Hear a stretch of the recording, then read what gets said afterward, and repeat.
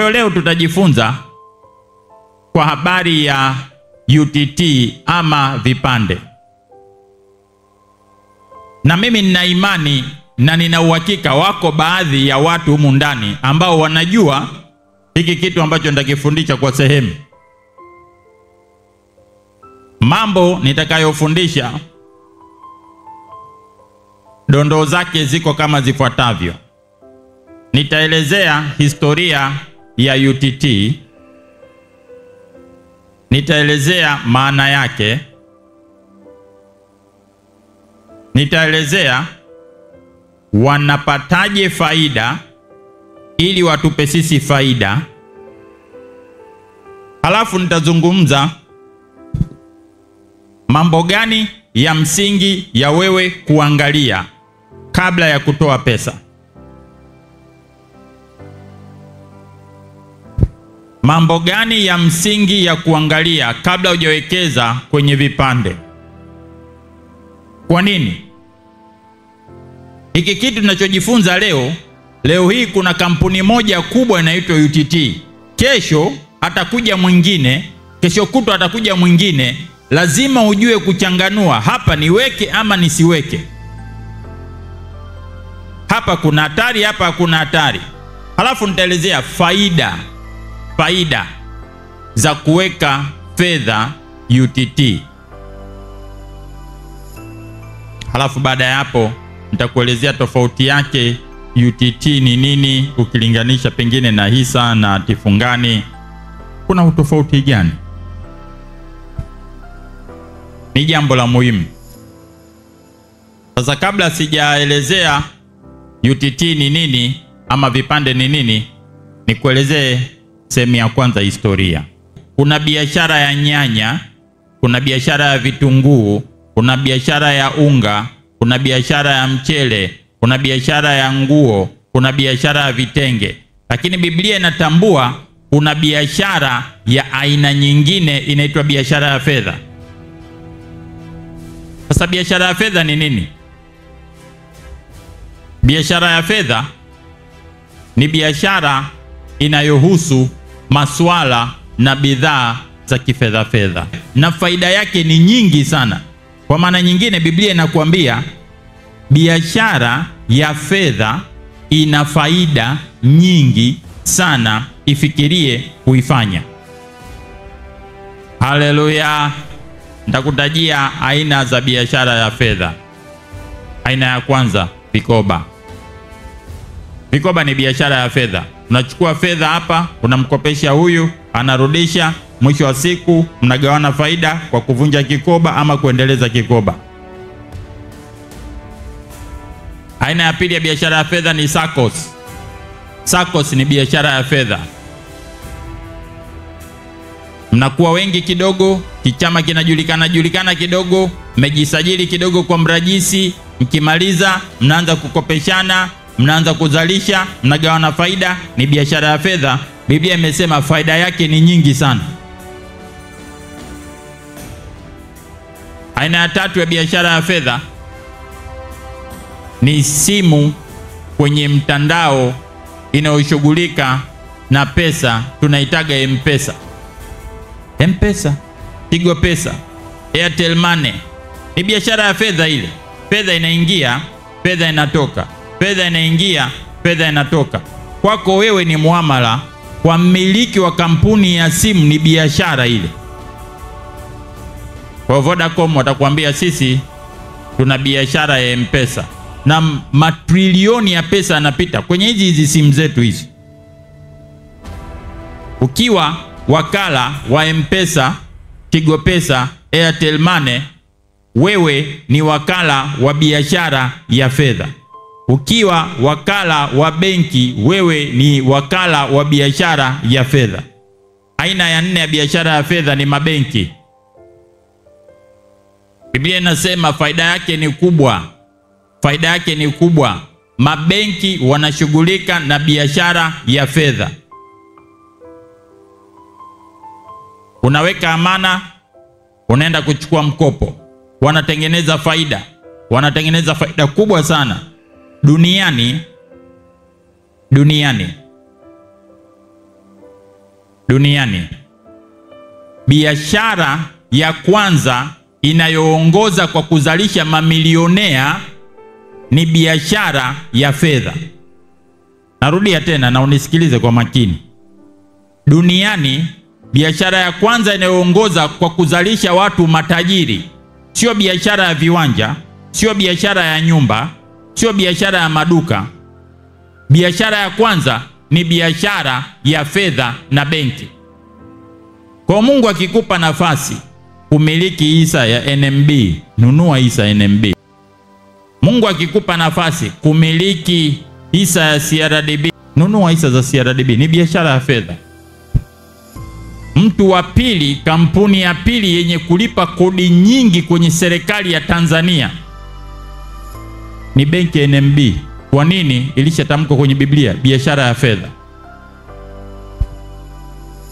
Wale ambao Mungu ndani yenu kaweka kiu ya biashara ya fedha. Wewe ukikaa unawaza kikoba, ukikaa unawaza SACCOS, ukikaa unawaza benki, nenda kafanya hiyo biashara. Kwa nini? Mungu alishatamka kwenye Mithali 3:14.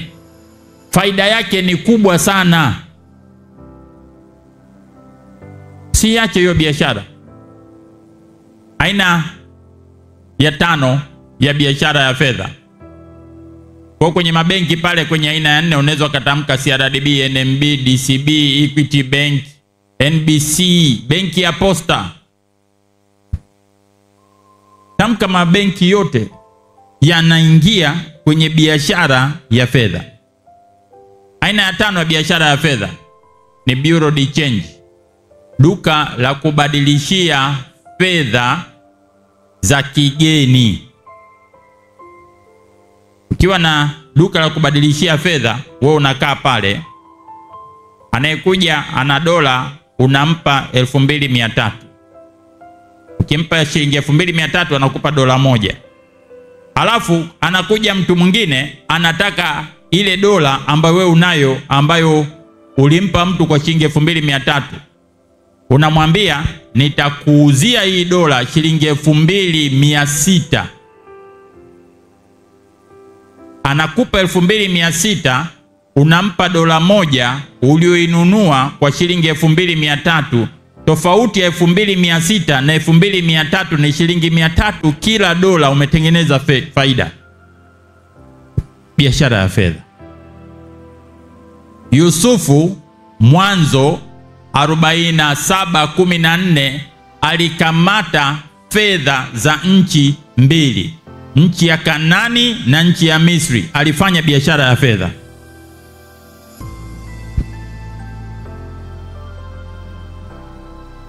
Walikuja watu wa Misri wakaleta fedha za ile nchi akazimiliki.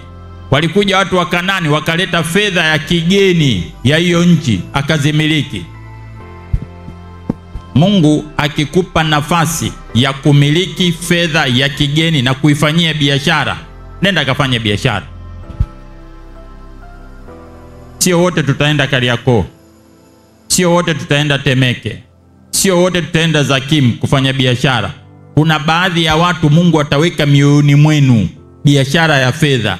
Na ukitaka kujua, angalia hiki kitu. Unachukua hapa ya Tanzania, hapa ya Kenya, hapa ya Uganda, hapa una ya Uingereza paundi, hapa una euro, hapa una dola. Wewe ukiona unajisikia burudani, usione burudani, tambua ya kwamba Mungu anasema na wewe kaanzishe biashara ya fedha. Haleluya! Biashara ya fedha. Aina ya 6 aina ya 6 biashara ya fedha ni bima. Bima, unawapa fedha, wanakukatia bima dhidi ya ajali. Gari yako ikipata shida, bodaboda yako ikipata shida, nyumba yako ikipata shida, biashara yako ikipata shida, mzigo wako unaoagiza kutoka mbali ukipata shida, wanakurudishia fedha za hasara. Bima ni biashara ya fedha. Kama Mungu kaweka mzigo ndani ya moyo wako, bima, ujue Mungu anakusukuma, nenda kafanye biashara ya fedha. Bima. Aina ya 7, pensheni. NSSF PSSSF biashara yao ni biashara ya fedha. Wanachokifanya, wanachukua makato ya mshahara wako 10% na mwajiri mchango wake wa 10%, wanakusanya fedha, wanazifanyia biashara. Wanazichukua zile fedha, wanaenda kuziwekeza mahali penye faida. Halafu siku kistaafu wanakuambia tutakupa fedha mpaka utakapokufa. Fedha hizo zinaitwa mafao, ni biashara ya fedha.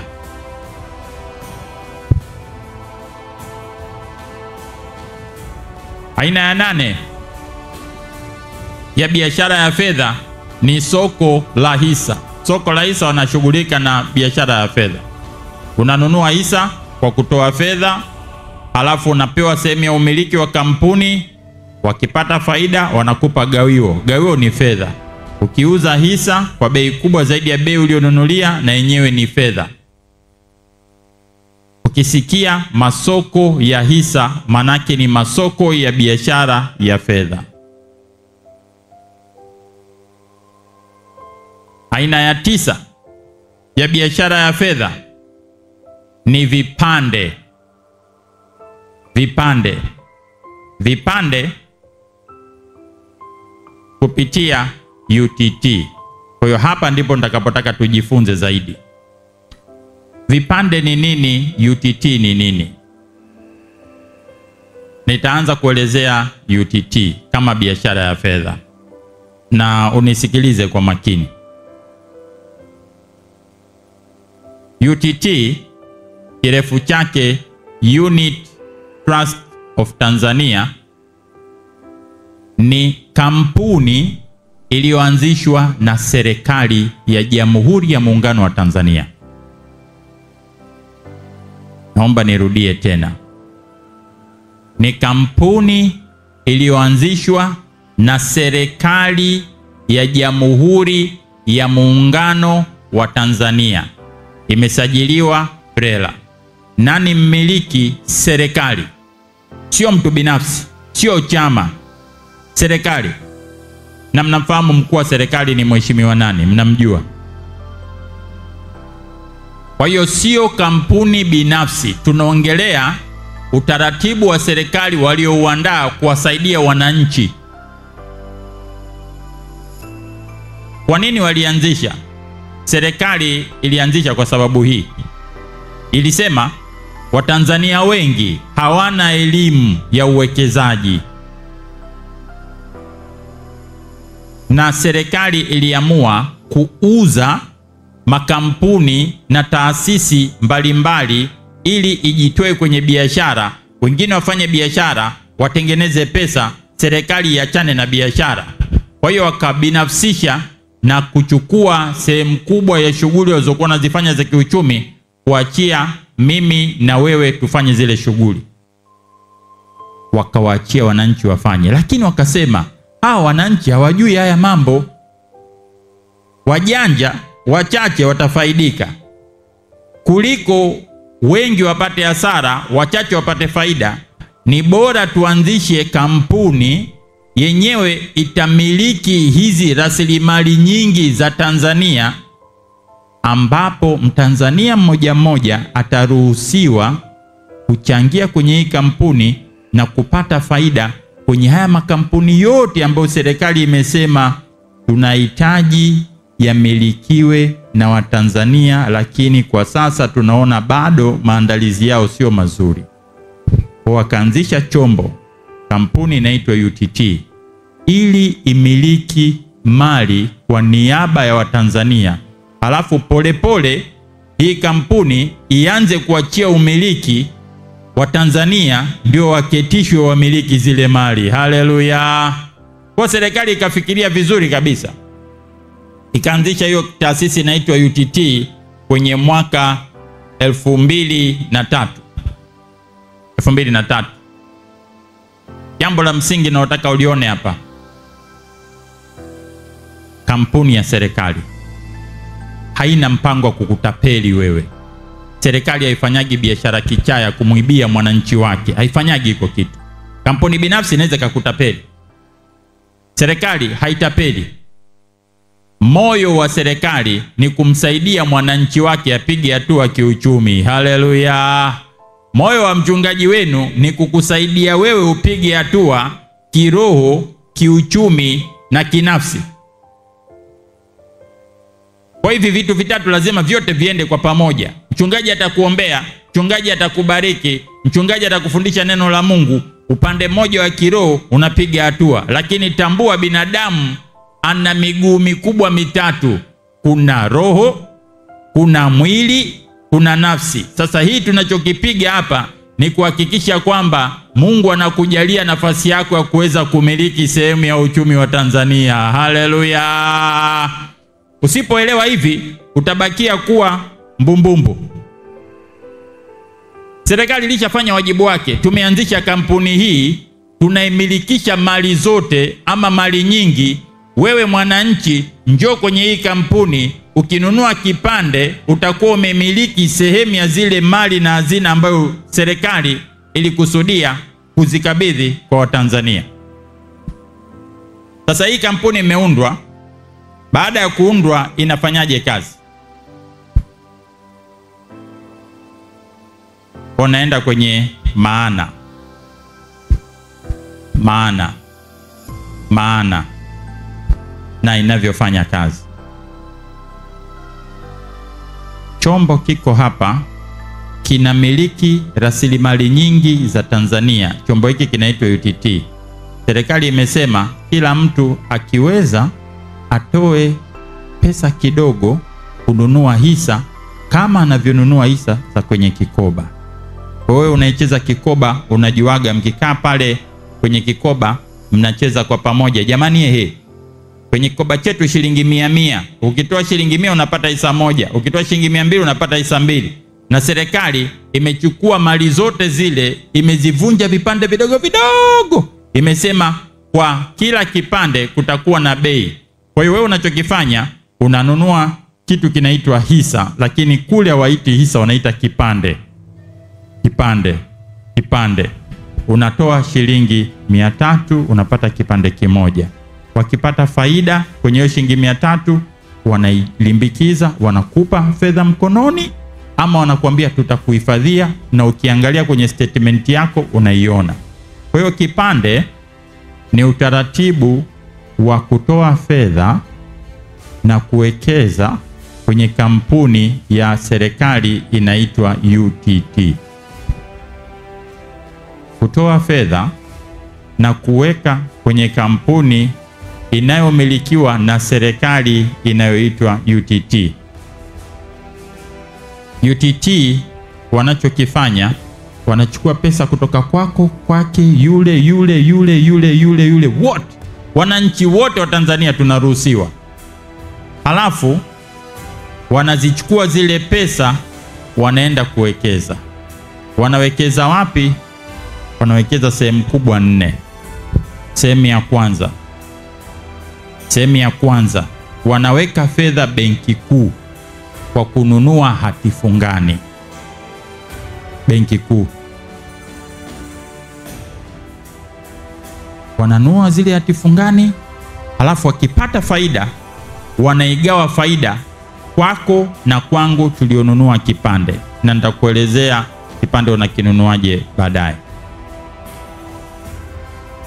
Sehemu ya pili wanayowekeza zile fedha tunazowapa ni soko la hisa la Dar es Salaam. Wanaangalia zile hisa zenye utendaji mzuri, wanaenda kuzinunua wao, kwa sababu wanajua wewe hujui kuchambua, hujui jinsi ya kuchagua. Serikali kupitia UTT inakaa, inafanya uchambuzi, inasema tuweke pesa zetu hapa, kuna faida, tukipata faida tutawapa Watanzania. Wanawekeza sehemu ya pili kwenye hisa, soko la hisa la Dar es Salaam.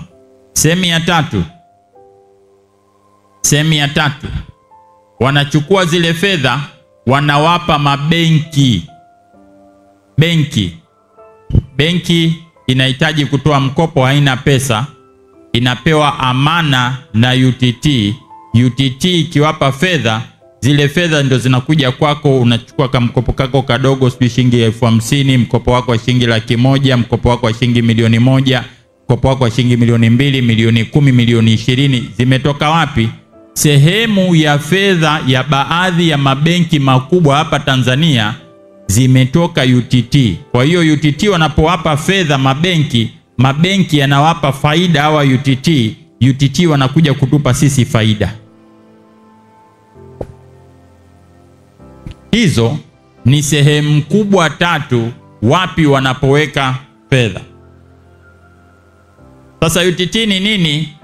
Ni mfuko wa kuwekeza kwa pamoja. Mfuko wa uwekezaji wa pamoja. Mimi na wewe na yule tunachanga fedha kwa pamoja, tunakusanya fedha zetu ndogo ndogo zinakuwa nyingi, tunamkabidhi mtu ambaye anajua kuziwekeza. Kwa hiyo tunaita ni mfuko wa uwekezaji wa pamoja. Sasa hii mifuko ina faida. Tazungumzia faida sasa. Faida za kuweka fedha kwa pamoja kupitia UTT ambao ni serikali. Biblia imesema ina faida kubwa sana. Sasa faida yake ni nini? Faida ya kwanza kupata gawio ama riba kila wakati. Na kwenye hii nitakuelezea kiwango cha chini cha faida nilichokiona mimi kwa kuangalia takwimu. Mwaka 2008 kiwango cha chini cha faida kilikuwa 8%, lakini kiwango hiki cha faida kinaenda mpaka 25% kwa mwaka. 8% hadi 25% kwa mwaka UTT. Unanunua kipande, unatoa shilingi 100, wanakupa faida ya 8%, manake shilingi 100 kwa shilingi 8 utapata shilingi 100. Kuna wakati unapata shilingi 25, 25%. Na nitakuelezea hiyo mifuko ambayo mimi binafsi ninaona inatengeneza faida vizuri zaidi, na nitakuongoza polepole kwa msaada wa Mungu. Kwa hiyo kuliko kuchukua pesa yako na kuiweka mahali ambapo haizai chochote, kuna mahali unaweka pesa, ukija kuitoa haijaongezeka, sana wamekukata. Si unakujua huko nakuwekaga? Sasa siweze kupataja wazi. Nikitaja wazi sasa umetuharibia biashara bwana. Sisi wote huku kwetu na huku kwetu. Kuna mahali ukiweka una uhakika wa kupata faida. Sehemu mojawapo ambayo inatoa faida nzuri sana ni nenda kaweke pesa yako UTT. Bure kufungua akaunti. Bure. Hakuna makato. Hata shilingi 1. Mwezi huu ukiisha, ukipewa statement yako hakuna makato. Mwezi ujao hakuna makato. Na faida kuanzia 8% mpaka 25%. Mwaka huu uliopita, ulioishia mwezi Juni, wametengeneza faida waliotoa kwa wananchi ama kwa wanachama ambao ni mimi na wewe mpaka 14.8 kwa kila shilingi bila kukatwa kodi. Hakuna kodi. Mwaka uliopita walitengeneza faida nzuri zaidi. Mfuko mfano ukiweka kwenye kipande cha wekeza akiba, mfuko cha wekeza 16%. Mfuko wa watoto walienda mpaka karibuni 20-25. Kwa unaweza ukaona kuna aina mbalimbali za mifuko na faida ipo ya uhakika kwa kila mwaka. Hawana historia ya kutengeneza hasara. Faida ya pili ni ukwasi. Ukwasi ni nini? Ukwasi maana yake ukinunua kipande chao, ukitaka fedha zako unaweza kuzipata ndani ya siku 3 mpaka 5. Liquidity. Ukinunua nyumba, ukitaka kuiuza ni mpaka umpate mnunuzi mtakayekubaliana naye bei. ukwasi wake, uuzikaji wake sio mwepesi. Lakini ukinunua kipande cha UTT, serikali hiyo hiyo inakinunua kipande chako. Nasema mimi sasa hivi sitaki, nataka hela zangu. Wanakuambia sawa, tuletee vipande vyetu, tunavinunua, tunakupa pesa yako. Kwa hiyo inauzika kwa upesi na wepesi. Ukiweka fedha sehemu nyingine kwenye biashara, kumpata mteja ni ngumu, mzunguko wa fedha unakuwa mdogo. UTT hela unazipata mara moja. Faida ya tatu, wanawekeza sehemu tofauti, wanatapanya. Wanaweka kidogo hapa, wanaweka kidogo hapa, wanaweka kidogo pale. Kwa hiyo uwezekano wa kupata hasara wao ni mdogo, na wao wasipopata hasara, manake uwezekano wa wewe kupata hasara na wenyewe ni mdogo. Sasa Biblia inazungumza kwenye kitabu cha Mhubiri 11 mstari wa kwanza. Wamejifunza wapi hiki kitu? Kimetoka kwenye Biblia. Biblia inasema hivi, Mhubiri 11 mstari wa kwanza na wa pili: tupa chakula chako usoni pa maji, maana utakiona baada ya siku nyingi. Mstari wa pili: uwagawie sehemu watu 7 hata 8, maana hujui baa gani litakalokuja juu ya nchi. Biblia inasema tupa chakula chako, chukua mshahara wako, chukua sadaka yako, chukua sehemu ya fedha yako ambayo Mungu amekujalia, chukua sehemu ya faida kwenye biashara, chukua pocket money kama wewe ni kama wewe ni mwanafunzi, kaichukue, kaiweke sehemu 7 hadi 8. Sehemu ya kwanza hapa, sehemu ya pili hapa, sehemu ya tatu hapa, sehemu ya 4 hapa, sehemu ya 5 hapa, ya 6, ya 7, ya 8. Sehemu ya 8 isipofanya vizuri na sehemu ya 7 isipofanya vizuri, sehemu ya 6 inakulipa, sehemu ya 5 inakulipa, sehemu ya 4 inakulipa. Sehemu ya 4 na 5 isipofanya vizuri, sehemu ya 3 inafanya vizuri, sehemu ya pili inafanya vizuri, sehemu ya kwanza inafanya vizuri. Lugha ya Kiingereza wanaita diversification, ama usiweke mayai yako yote kwenye kikapu kimoja. Ndivyo Biblia inavyosema. Ni jambo la hatari kuwekeza maisha yako yote kwenye kisehemu kimoja. Pakiharibika, pameharibika na wewe. Mungu atupe hekima. Haleluya! Tujue kuwekeza kimtawanyo. Maduka yote umeweka mtaa mmoja. Wakijenga barabara hapo, wakitanua, hali inakuwaje?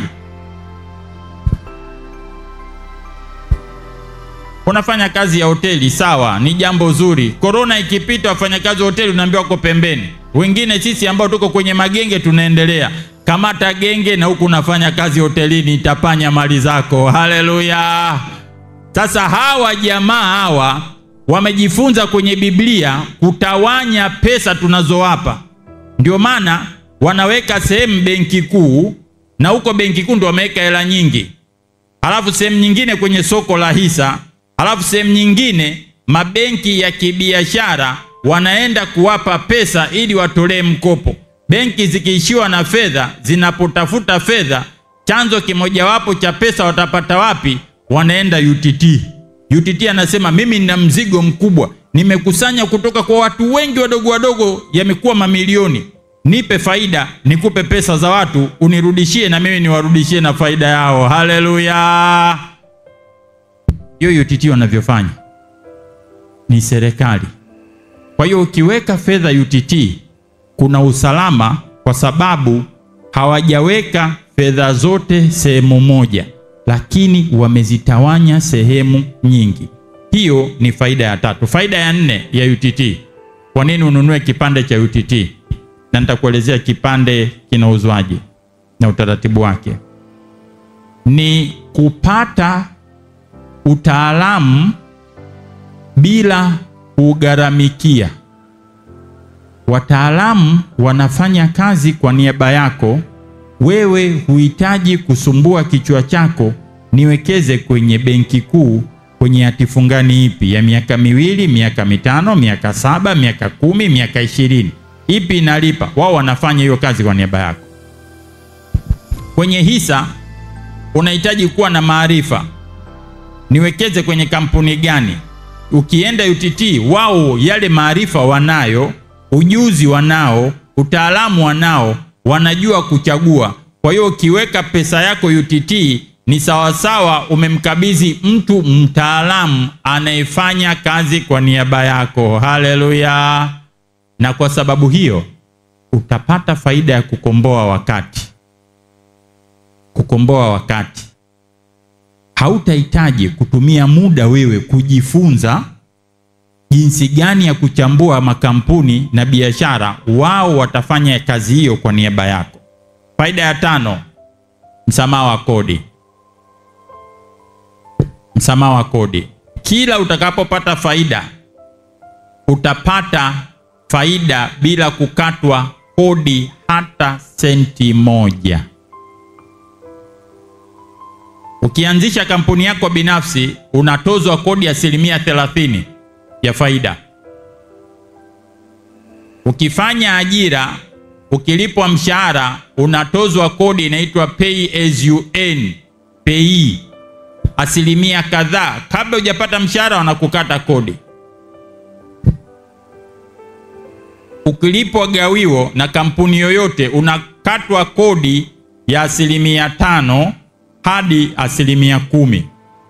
Ukiweka fedha kwenye benki yoyote ya biashara, iwe CRDB, NMB, DCB, Standard Chartered benki wakikulipa riba kama faida kwako, unatozwa kodi ya 10%, unabakia na 90%. Ukichukua fedha hiyo ukaweka UTT, utozwi kodi kwenye faida unayopewa.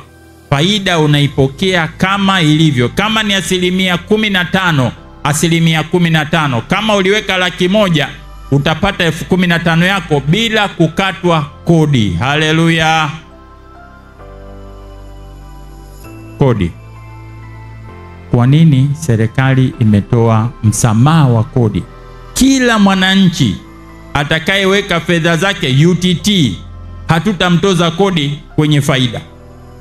Lakini bei ya kipande unaweza kainunua leo, kesho ikapanda bei. Ukiuza kwa bei kubwa kuliko bei ulionunulia, ukapata faida baada ya kuuza, serikali haikutozi kodi. Kwa hiyo unapata msamaha wa kodi mara mbili. Kwenye faida unayoipata kila mwaka, kila mwezi, kila miezi mitatu, hakuna kodi. Lakini ukitokea umekiuza kile kipande chako serikalini UTT, na yenyewe faida yote hawatozi kodi. Faida ya 6 ya UTT, kuna mkono wa serikali. Government comfort.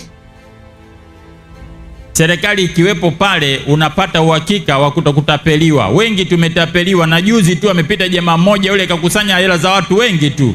Sitaki kumtaja, mnamjua yule jamaa yule. Kuna mchezo huu tucheze, watu wanaenda. Kuna mchezo huu tucheze, watu wanaenda. Baada ya muda wameliwa. Baada ya muda wameliwa. Baada ya muda wameliwa. Mimi najiulizaga swali moja. Watu hatujifunzi makosa jamani? Kwa nini tunaliwaliwa huko nje? Naomba Mungu akupe hekima na utulivu, utulie kabla ya kutumia fedha zako. Haleluya! Zipeleke serikalini kule UTT, hawali hizo pesa. Serikali haiwezi kukupiga bao wewe. Serikali haiwezi kukutapeli. Serikali haiwezi kukufilisi.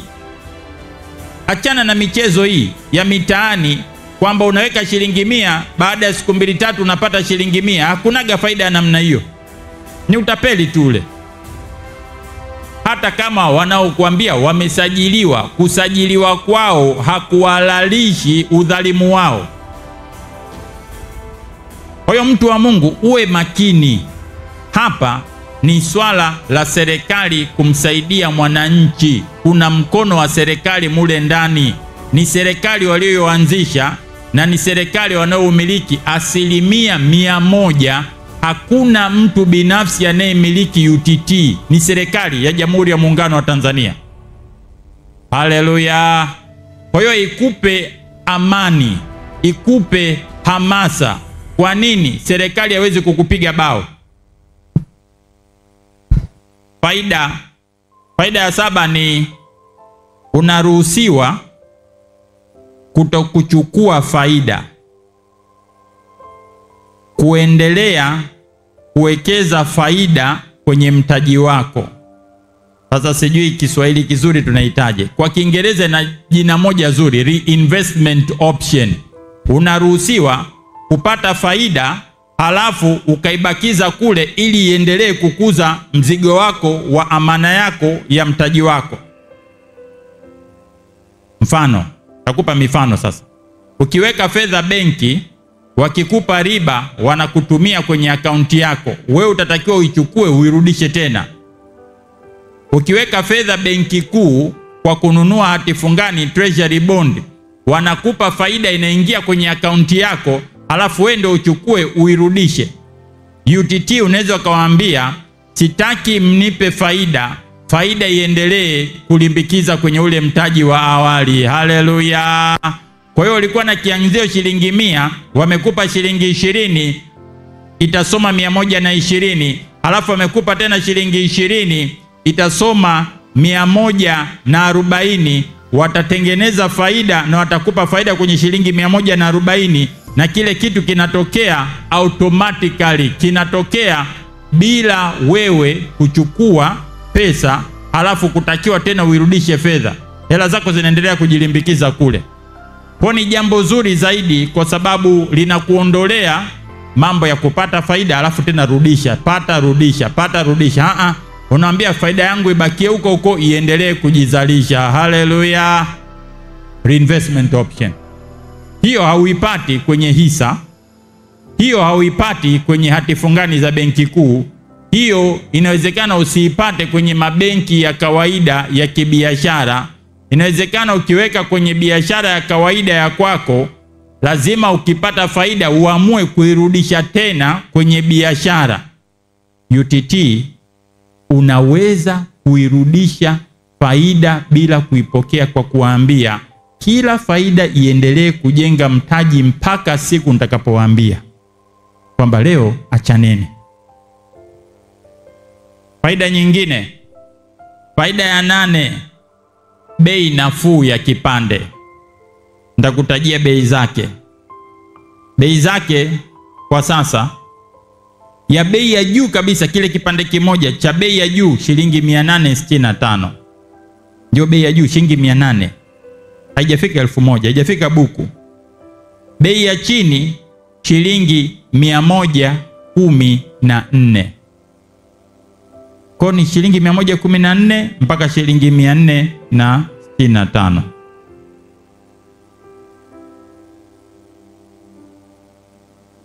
Faida ya 9, mkopo, rehani kwa ajili ya mkopo. Vile vipande vyako unaruhusiwa kuvichukua ukaenda kukopea pesa benki. Kwa nini? Vinaaminika na vimetoka kwenye taasisi ya serikali.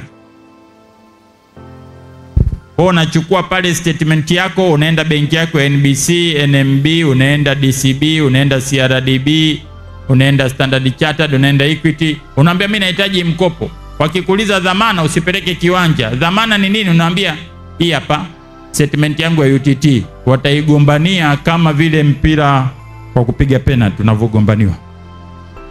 Kwa nini? Wana uhakika na kile kitega uchumi kinalipa.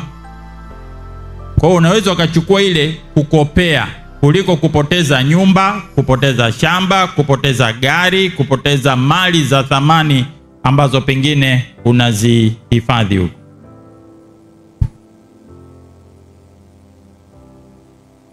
Faida ya 10 ni kitega uchumi kinachogawanyika bila kupoteza thamani. Kinagawanyika bila kupoteza thamani. Nikinunua vipande 10, nina shida ya pesa kidogo, ninaweza kuuza vipande 2 nikapata fedha, nikabakiza vipande 8 vinaendelea kunizalishia fedha UTT. Vipande 10 vimegawanyika katika 8 vinaendelea kuwepo, viwili nimeviachia, nimeviuza, imegawanyika. Vile vipande 8 bado thamani yake ni ile ile, haipotezi thamani. Sasa ngoja nikuelimishe vizuri. Ukiwa na ng'ombe, ng'ombe ni mali. Labda nauza shilingi 500,000, una shida ya shilingi 100,000, huwezi kusema nitamkata paja, nikishamkata paja nitalichukua ile paja na lipiga bei. Halafu nikishapiga bei bado nimebakia na ng'ombe wangu. Ukishamkata tu paja lile, tayari ng'ombe ameshapoteza thamani. Hawezi kutembea na ng'ombe atakufa. Ukiwa na nyumba ni jambo zuri. Una shida ya shilingi 1,000,000, nyumba yako thamani yake shilingi 10,000,000. Huwezi ukasema jamani wewe bwana njoo mimi nitakuzia sebule na jiko, halafu chumba hiki na hiki itakuwa ni mali yangu. Thamani yake inaharibika, inapotea, haigawanyiki kwa wepesi. Ukiwa na dola 100 ina thamani kubwa. Ukiichange dola 100 ukaweka dola 10, dola 5, ile dola 10 na dola 5 ukienda kuibadilisha thamani yake inakupa hela ndogo za Kitanzania kuliko ukiwa na dola 100 na ukiwa na dola 50. Kwa nini? Inagawanyika na kupoteza thamani kama utaipeleka kwenye vipande vidogo vidogo. Ukinunua UTT, ukiuza vipande vichache, vile vilivyobakia thamani yake bado iko juu. Haleluya! Kwa inakupa fursa ya wewe kuweza kugawanya vipande vidogo vidogo kama una shida bila kupoteza thamani ya fedha yako. Nilienda kwenye mkutano sehemu moja huko mikoani, nikawafundisha wale mambo walikuwa nataka, walikuwa ni wachungaji, wamama wachungaji. Nikawafundisha. Kwa kusema mama wachungaji simaanishi wake za wachungaji, ni wachungaji wanawake. Wachungaji wanawake walikuwa kama 300 hivi. Alafu mmoja akasema sisi tuna vipande lakini sijui sasa nitavipatapataje na hali yake ikoje. Basi nikajaribu kumwelimisha. Ghafla mchungaji akagundua na hela nyingi sana. Alinunua kwa bei ndogo, hajawahi kuuza, thamani yake imebakia pale pale. Sasa tuende kwenye sehemu nyingine. Faida ukilinganisha na bei. Faida ukilinganisha na bei. Na baadhi yenu mnisikilize, kama nini, lakini wacha niliseme hili neno. Kama baba na mama waliwahi kununua vipande na unajua una vipande vya siku nyingi, ufuatilie hiyo mali. Sio kitu kidogo, ni kitu kikubwa. Kila nikipita kila sehemu wanasema baba yetu alituachia hii, hatujui tufanyeje. Kwenye mirathi tuliambiwa kuna vipande hivi hapa vya UTT vya Umoja. Hivi vipande vinatusaidia nini? Baadaye nikiwaongoza twendeni UTT na wapeleka kwa watu ambao ninawajua na wasaidia pale. Anasema tumegundua kumbe tuliachiwa mali nyingi sana ambazo hatukujua kama zina thamani kiwango hiki. Kama una kipande cha UTT kimeandikwa Umoja, ama una taarifa yoyote ya mzazi ama ya ndugu ama urithi, uwe mwangalifu, usiipeleke kila mahali. Wengine wenye kujua watakupiga bawa. Kuna aina ya mifuko 6 UTT ambayo kila mfuko una faida yake, nitakuelezea. Kuna aina ya mifuko 6 UTT. Kwa nielezea aina ya mifuko. Sehemu ya kwanza unaweza kuwekeza ni kwenye kipande kinaitwa Umoja. Umoja ni mfuko wa kwanza wa UTT ulioanzishwa mwaka 2005. Kwenye kipande hiki cha Umoja iliuzwa shilingi 70. Sasa hivi bei yake shilingi 865.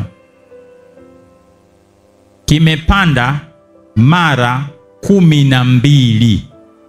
Maana yake ni nini? Aliyeweka shilingi 100,000 sasa hivi akienda UTT unaizidisha mara 12, watampa 1,1.2. Aliyeweka 1,000,000 sasa hivi akienda UTT kinasoma 12,000,000. Kwa nini? Kila mwaka kile kipande kimezalisha faida, kimeongezeka thamani. Kilitoka shilingi 70, kikaenda shilingi 100, kikaenda shilingi 200, kikaenda shilingi 300, kikaenda shilingi 500, kikaenda shilingi 600, kikaenda shilingi 700, kimeenda sasa hivi shilingi 865. Maana yake kutoka 70 mpaka 865 ni mara 12. Ukienda kuchukua hiyo fedha ni mara 12. Kuna mzee mmoja alistaafu,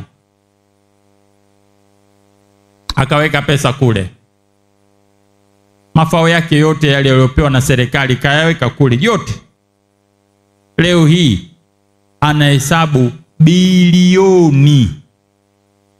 Yule baba anasema mimi siamini kama hizi ni pesa ni za kweli. Akiomba milioni 100 anapewa milioni 100 kati ya bilioni. Anasema mimi sikuweka hizo pesa. Mimi niliweka shilingi milioni 100 tu. Bilioni 100, bilioni 1.2 imetoka wapi? Wanamwambia sisi kama serikali kupitia mfuko wa UTT tulikuwa tunachukua hizi pesa tunazizalisha, faida tunaiweka kwenye akaunti yako, tunaiweka. Sasa imeongezeka, imekuwa kubwa. Haleluya. Weka mfuko wa umoja, ni mzuri. Sasa hivi kianzio cha mfuko wa umoja, kama unataka kuanza kuweka pesa, takriban shilingi 7,000. Kianzio shilingi 7,000. Uwe na shilingi 7,000 unaruhusiwa kujiunga. Ndio kianzio. Alafu unaweza kuweka hela kidogo kidogo. Mfuko wa pili unaitwa Wekeza Maisha. Wekeza Maisha. Kipande chake kiliuzwa shilingi 100, sasa hivi kinauzwa shilingi 700. Imepanda mara 7 zaidi. Wekeza Maisha. Sasa nitakuelezea kinafanyaje kazi. Wekeza Maisha, ukiamua kuingia kwenye mfuko huu, unaenda hivi. Unasema mimi ninataka baada ya miaka 5 niwe na shilingi milioni 10. Je, nichange kiasi gani sasa hivi ili nipate milioni 10 baada ya miaka 5?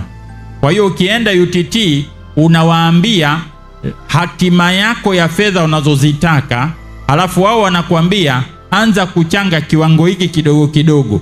Wao watakuambia mchango wako wa kila mwezi ili uweze kufikia kile kiwango.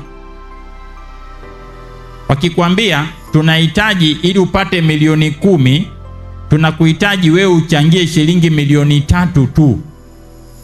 Na shilingi milioni 3 kila mwezi ulete shilingi 30,000. Wewe unaanza mwezi wa kwanza, mwezi wa pili, mwezi wa tatu, mpaka zile fedha milioni 3 zikifika, unasimama. Huwapi tena. Unasubiria muda ukifika, miaka ile mliokubaliana, wanakupa milioni 10. Mfuko wa Wekeza, wewe ndio unayeamua unataka kiwango gani cha fedha. Wao watakupa hesabu uchangie kiwango gani sasa. Hautachangia kiwango chote unachokitaka baadaye, utachangia tu sehemu itakayobakia ni faida ambayo wao wanajua kila mwaka wanazalisha kiasi gani. Fikiria una mtoto, unataka aende kusoma Ulaya. Kwa nini usiende kuambia sasa hivi mtoto wangu atasoma Ulaya, nimesikia gharama zake ni shilingi milioni 30. Naomba mniambie sasa hivi mpaka baada ya miaka 10 mtoto atakapofikia umri wa kwenda chuo kikuu nianze kuchanga kidogo kidogo kiasi gani. Wao watakuketisha chini, watakwambia tupe kidogo kidogo kiwango hiki kwa miaka hii. Alafu kifika hapa usitupe chochote. Sisi tutakupa hizo fedha kipindi hiki. Walishafanya hesabu, walishafikiria kwa niaba yako.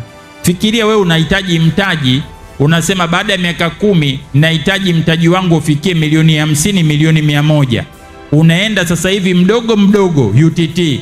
Wao watakwambia baada ya miaka 10 hiyo unataka milioni 100, anzia kuchanga hapa kiwango hiki. Utachanga kwa muda huu. Ikifika kiwango hiki simama.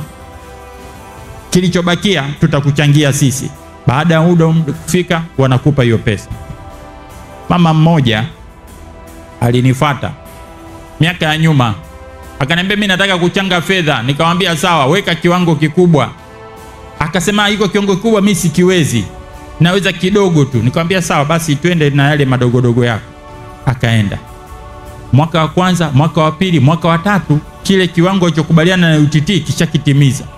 Akasema mbona nimepata faida kubwa sana, nataka niongeze. Wakamwambia tulikubaliana na wewe kwenye kiwango cha chini kidogo, tumefikia hapo mwisho, tunakupa hela zako kama tulivyokubaliana. Au navyo nafsini mwake ndivyo. Kwa nini unawazaga madogo? Wiki iliyopita ananifuata, sasa mimi nitafanyaje, naomba tuongeze. Nikamwambia mimi sio UTT, mimi sio serikali. Kwa nini uliwaza kidogo? Sasa wakati ule sasa hali yangu haikuniruhusu. Mimi nakushauri kwa jina la Yesu, usiangalie hali yako, angalia neno la Mungu, nenda kalitimize. Hii kujiona mdogo mdogo, hii ndio inayosababisha tuketi pale tulipo ambapo hatustahili kuketi hapo. Waza kikubwa. Ndio leo wewe ni mwanafunzi, kesho wewe ni mfanyakazi. Leo wewe ni mfanyakazi, kesho wewe mfanyabiashara. Leo wewe ni mdogo, kesho wewe ni tajiri mkubwa. Kwa nini usiwaze sasa hivi kitu kikubwa? Waza kikubwa sasa hivi.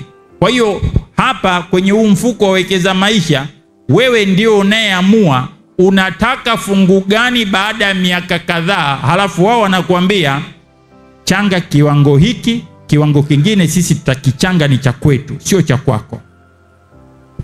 Ukiweka kidogo umekula kidogo, ukiweka chakati umepata chakati, ukiweka kikubwa umepata kikubwa. Waza kuweka hapa. Mfuko wa tatu ama eneo la tatu unaloweza ukaweka fedha zako UTT unaitwa mfuko wa watoto. Watoto fund. Na mchungaji hapa leo mahubiri yake yamegusa sana masuala ya watoto. Halafu Mungu kamuongoza mpaka kuja kuwaombea watoto ambao bado hawajazaliwa, wamama wajawazito. Kama Mungu ana uwezo wa kuziombea na kuzilinda mimba kabla watoto hawajazaliwa, wewe unawaza nini kuhusiana na mimba ulionayo? Unajipangaje kumpanga mtoto ili mbele ya safari awe na chochote kitu?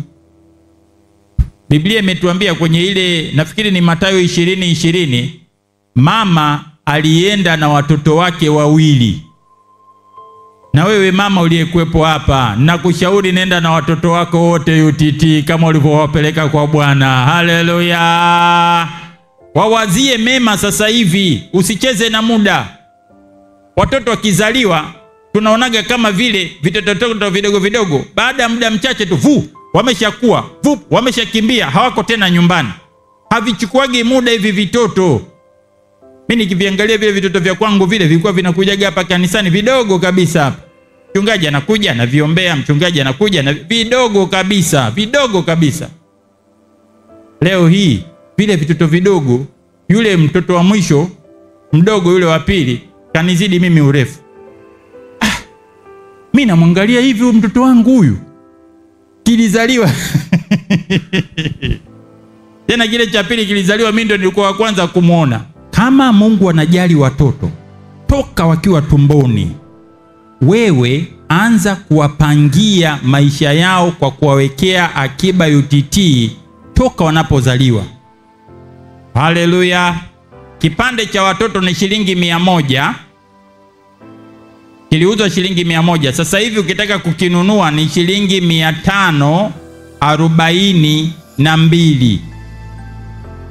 Kwa hiyo wale walionunua kipindi kile wameshapata faida mara 5. Aliyeweka $1,000,000 ana $500,000. Aliyeweka $100,000 ana $500,000. Aliyeweka $10,000 ana shilingi $50,000. Lakini sisi sasa hivi tuna uwezo wa kununua kwa shilingi 500 na kina uwezo wa kukua zaidi kufikia maelfu ya pesa mbele ya safari. Kwa hiyo nunua kwa ajili ya watoto wako. Sasa inafanyaje kazi? Mtoto akizaliwa unapeleka cheti chake cha kuzaliwa na picha, na wewe mwenyewe unapeleka pale UTT. Alafu unaamua kuchanga pesa shilingi 10,000 kiwango cha chini. 10,000 kianzio, 10,000. 10,000. 10,000. Hauna 10,000, kusanya wiki ya kwanza 1,000, kusanya wiki ya pili 3,000, kusanya wiki ya 4 3,000, kusanya wiki ya 5 shilingi 5,000. Umepata 10,000, zipeleke UTT, kafungue akaunti ya mtoto. Hawakutozi tozo ama gharama za usajili hata sumni.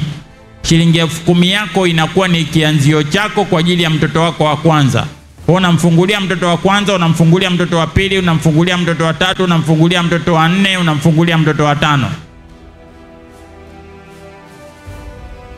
Faida ya mfuko wa watoto ni nzuri sana, na nitakuelezea hapa. Mwaka jana kila shilingi 100 ilizaa shilingi 14, 14%. Mwaka 2022, mwaka jana, manake mwaka wa serikali unaishiaga mwezi Juni. Mwezi Juni 2022, manake Juni mwaka huu wa kalenda, walipata 14%. Mwaka juzi walipata 19%, karibuni 20%. Kila shilingi 100 mwaka juzi ilizaa shilingi 20. Mwaka huu ulioisha kila shilingi 100 imezaa takriban shilingi 14 na. Kwa hiyo mfungulie akaunti ya mtoto. Kwa nini usichukue hiyo pesa ukaipeleka UTT ukamfungulia mtoto wako akaunti yake na ikakaa kule? Hakuna kodi, hakuna gharama, hakuna makato, hakuna tozo, kuna faida peke yake. Faida ya mfuko wa watoto nyingine ni hii: ukiweka pesa hutakiwi kuzichukua mpaka afikishe takribani miaka 18. 18. Ikifika miaka 18 wanakurudishia fedha zako zote na faida yake. Lakini katika kipindi cha miaka 10 ya mwanzo watakuzuia usichukue pesa. Miaka kuanzia 11 mpaka 18 wanaweza kukuruhusu kuchukua sehemu ya fedha. Narudia, ukimfungulia mtoto akaunti UTT utapata faida. Hautaruhusiwa kuingiza mkono wako kwenda kuchota zile fedha za mtoto kwa kipindi cha miaka 10 ya mwanzoni. Wanazuia yuko kitu, wanasema hapana, uliwekeza kwa ajili ya mtoto, hizi fedha zikae kwa miaka 10 hadi miaka 12 bila kuchukuliwa ili zizae. Ikifika mwaka wa 13 unaruhusiwa kuchukua, mwaka wa 14 unaruhusiwa kuchukua, mwaka wa 15 unaruhusiwa kuchukua, mwaka wa 16 unaruhusiwa kuchukua, 17 unaruhusiwa kuchukua, 18 wanakuambia mtoto ameshakuwa mtu mzima, tunamalizana na wewe, tunakurudishia hela zote na faida yote ulioipata kwa miaka yote toka mtoto azaliwe. Wanakurudishia hela zako. Kwa hiyo inakupa nidhamu kama mzazi kutokuchukua pesa mpaka mtoto akue. Wazazi wengi tumenasa, tunasema tunamwekea mtoto pesa pale, baada ya muda mchache unaenda unaichukua ile pesa unaila. Nimepata wageni unaila, nimepata kiwanja unaila, nimepata msiba unaila. Lakini ukiweka UTT watakupiga kofuli, hautachukua hizo fedha mpaka atakapokuwa. Haleluya! Nenda kaweke kule. Kwa nini? Watakusaidia kujenga nidhamu kwenye kuzalisha fedha bila kuchukua fedha. Ili ni faida ya kipekee hasa kwenye watu wenye tabia ya kushindwa kuweka akiba kwa ajili ya watoto wao. Weka pale, serikali itakusaidia usizichukue mpaka watakapokuwa. Sasa kuna changamoto naomba niizungumze. Pengine mtaniuliza swali baadaye. Mama mmoja alinipigia simu. Akasema unachosema ni kweli, na sisi wakina mama tumeona faida na tumetengeneza hela nyingi. Wamama wenye uwezo kabisa wananiambia hivyo, tumetengeneza hela nyingi kupitia UTT kwenye mfuko wa watoto. Mtoto alipokuwa akafikia umri wa miaka 18, zile pesa zilipotolewa na UTT zilikuwa ni fedha nyingi. Yaligawanyika makundi mawili. Kundi la kwanza, watoto ambao zile fedha waliwarudishia wazazi wao, wakasema baba na mama, hizi pesa ni nyinyi mliozitengeneza, mimi sikuzalisha hizi fedha zote. Wazazi wakachukua zile pesa wakawapeleka watoto chuo kikuu, na wengine waliposhindwa maisha walipata msingi wa mtaji kupitia zile pesa. Hilo ni kundi la kwanza, kundi zuri, kundi ambalo mchungaji ametuombea watoto wetu wawe watoto wa maana mbele ya safari, wasikasirikiwe na watu wengine. Kundi la pili sasa ndio nataka ulisikie kwa makini. Kundi la pili, mama yule ananiuliza swali, kuna mtoto amefikisha miaka 18, hela zote zimetoka kwa jina la mtoto. Mtoto kachukua zile pesa, hataki kumpa baba, hataki kumpa mama, kazipiga bao. Tusaidie, tunafanyaje? Mimi nimechanga mzazi miaka yote, kibubu kimekuwa kikubwa, kimemtamanisha mtoto, mtoto kawa mtu mzima, kanikatalia kunipa zile pesa, na zile pesa ni hela nyingi sana, anazifuja, anaziharibu, hawezi kuzitumia sawa sawa. Swali likawa gumu kwangu, na mimi nikajiuliza, Mungu nisaidie, nafanyaje? Nikamwambia yule mama, naomba unipe saa moja nikae chini nitafakari na niwapigie simu UTT. Kwa nikawapigia simu UTT wale viongozi baadhi. Nikamwambia bwana, hawa watoto wetu wako makundi mawili. Wapo watoto waelewa na wapo watoto wakati mwingine matata kabisa. Alipofikisha miaka 18 anataka zile hela zichukue yeye, wakati mimi mzazi ndiye niliyemwekea, na zile pesa zinamtosheleza yeye kumsomesha na zinatosheleza sisi kukidhi mahitaji yetu. Tunafanyaje kama tuna watoto watundu? Nikapewa jibu, kama unaweza, ukiona mtoto wako haeleweki, ikifika miaka 17 kwenda mwaka wa 18, siku 3 kabla hajagonga miaka 18, mzazi unaruhusiwa kwenda kuzichukua hela zote, ukaziweka pembeni. Alafu kisha zichukua kaziweka pembeni, unamwachia tu hela zake, amalize zile siku 3. Akigonga tu miaka 18, anakumbana na kipande kidogo cha hela zake. Haleluya! Nikasema hapa wamenitoa kwenye kitanzi. Manake wazazi wamenibana, tumepigwa sisi na watoto wetu. Inakuwaje? Tunafanyaje? Weka tutafutie jibu. Sisi hatutaki kuhangaika na wale watu wengine. Weka tafute jibu, njoo tuambie. Mungu akanipa hiyo neema, na wale jamaa wakanielekeza, watoto watundu, hakikisha siku 3 kabla hajatimiza miaka 18, akiwa na miaka 17, siku 361, nenda kaandike barua, pesa hizi nazihamishia kwenye akaunti yangu mimi mzazi, na hizi zinabaki kwenye akaunti ya mtoto kama mtoto aeleweki. Wazazi tuko pamoja. Yawezekana una moyo wa mama wa watoto wa mama Yakobo. Unawapeleka watoto wako wote kwa Bwana Yesu, unawatakia mema, lakini watoto wetu hao wakati mwingine hawaeleweki, wanaweza kukutakia wewe mabaya. Na mwingine nimekutana naye juzi wiki hii, ananiambia bwana, mimi na uhakika mama akifariki, kaka ameshanitangazia kifo. Kaka katangaza wazi, nyumba hii ya kwangu, gari hili la kwangu, shamba hili la kwangu. Kaka yule naye katangaza kifo, na huyu katangaza kifo. Nisaidie, nifanyeje? Nikamwambia mama bado yuko hai. Ndio, ana akili sawa, sawa. Nikamwambia sawa, fanya mawili, nikutanishe na mama yako, nimpe akili ya kufanya. Ama kama mama yako itakuwa ngumu kukutana naye, nenda kamwimbishe mama yako mziki huu, mwambie hivi na hivi na hivi. Hapo utawaruka watoto wajanja wa kiume wenye tabia ya kupiga bao mama zao na watoto wa kike dada zao. Nikampanga ule mtoto akaondoka kwenda kuongea na mama yake. Nasubiria jibu. Haleluya! Lazima tuwe na akili.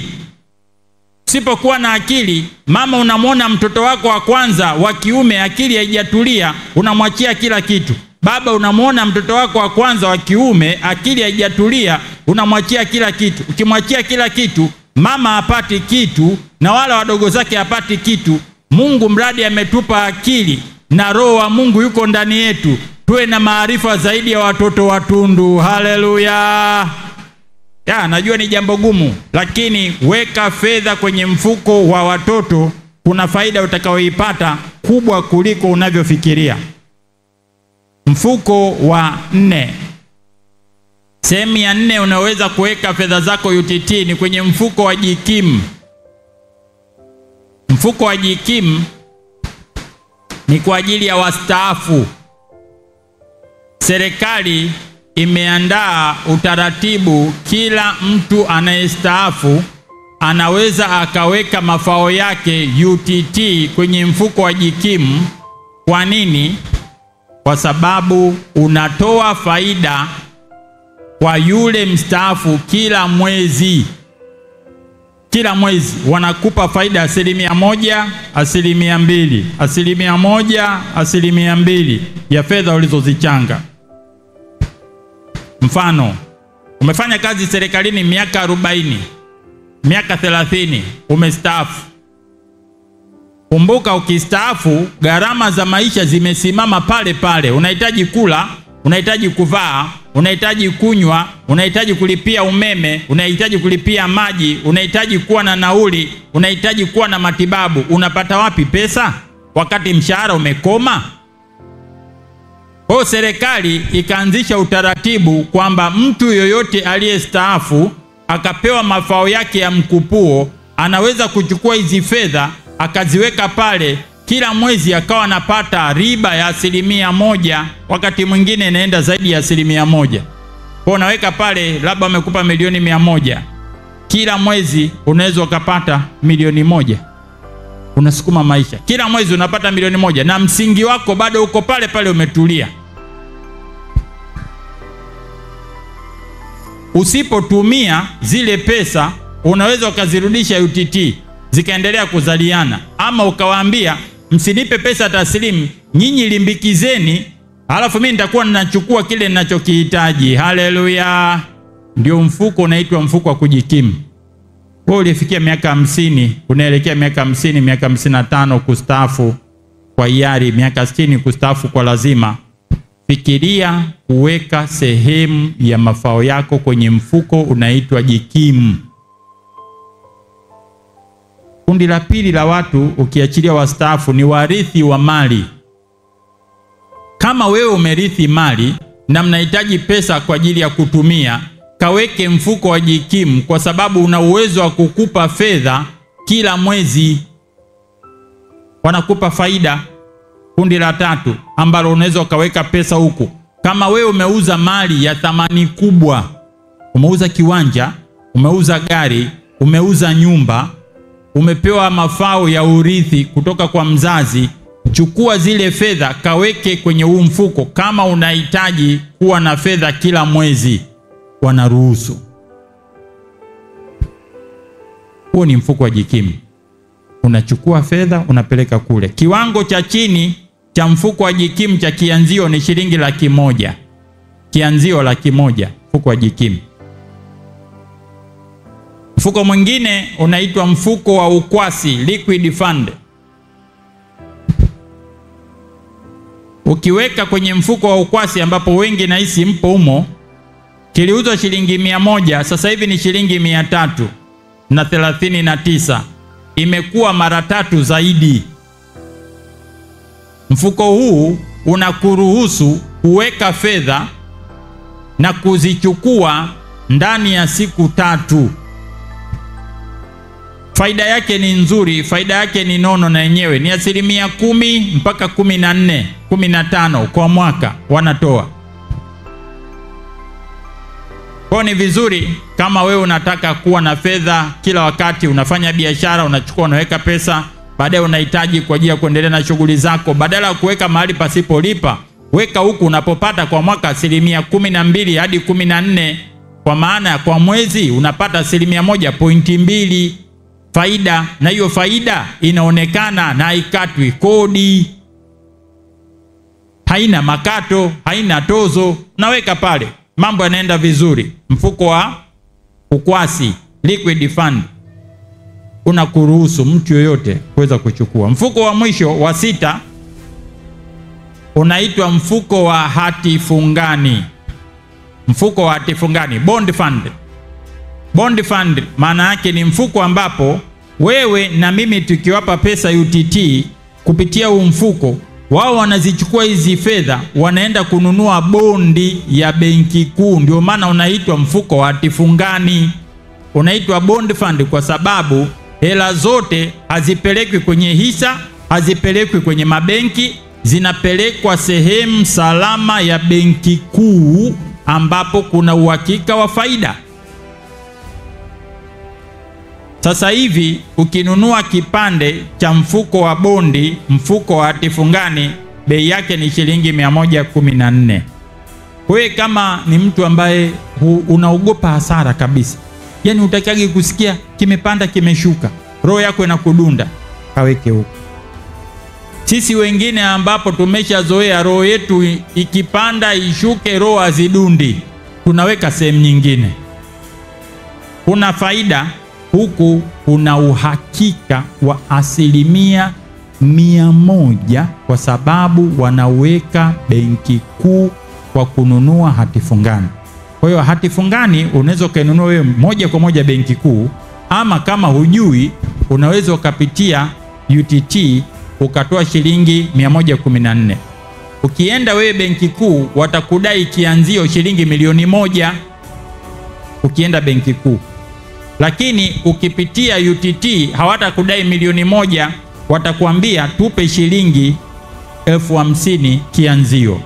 50,000 kianzio. Kipande ukitaka kuongeza utakuwa unalipa shilingi 114 kwa bei ya sasa. Kwa hiyo bado inakupa wewe unafuu wa gharama nafuu, unahitaji kudunduliza kidogo kidogo, hatua kwa hatua. Hiyo ni mifuko 6 ya UTT. Nimeelezea UTT ni mfuko wa serikali. Serikali imekusanya mali, imeziweka sehemu, kila Mtanzania anaweza kanunua kidogo kidogo kupitia mfuko anaopenda. Shilingi 114 mpaka shilingi 800 ndio bei kubwa. Kianzio ni kuanzia shilingi 7,000 hadi shilingi 100,000. Ukishamaliza kianzio unaweza ukaendelea kulipa kidogo kidogo. Jina la Bwana Yesu libarikiwe, sifa na utukufu kwa Yesu. Asanteni kwa kunisikia. Ni muda wa kuchukua nafasi yako katika meza ya HW, tuwasilishe kwako mawazo yenye tija kwa maneno ya dhahabu, kukupa hamasa na kukujengea uwezo wa kufanya zaidi na kuwa zaidi. Welcome to the home of positive vibes.